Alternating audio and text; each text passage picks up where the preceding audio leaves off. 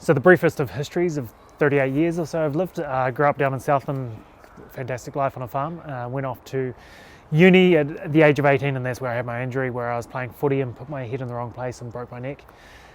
Post breaking my neck, wheelchair rugby was a huge part of my life, like very much all encompassing. For 16 years, played with New Zealand and loved it.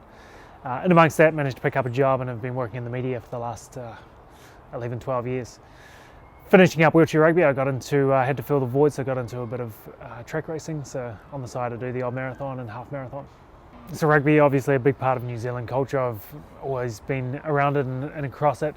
For me, I've always been more about playing the game, whether it's on the field or on the wheelchair rugby court, than watching it, but still, keep up to date with definitely what the All Blacks are doing. I think it's a game that has continuously evolved, and it's always getting safer. There's always input. I think ACC have done a phenomenal job trying to make that happen, as has New Zealand Rugby. And I think it's a game that'll just keep evolving. And I think to trial and test and have the conversations is really important.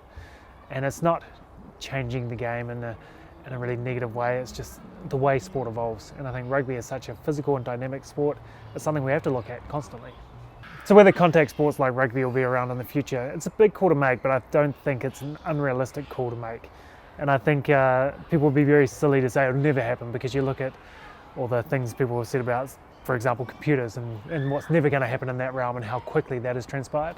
So of course there's going to be changes to lifestyle and how we go about recreation and sport and leisure and all that sort of stuff, as it always has done. I think if rugby gets to the point where it's not a viable sport and the numbers just aren't there and people aren't with it, then what will probably happen is the void will get filled with other things. So whether it's a worldwide sport like football or basketball that is proliferate, or it'll just be something else where people get fun and enjoyment from, that'll be what happens.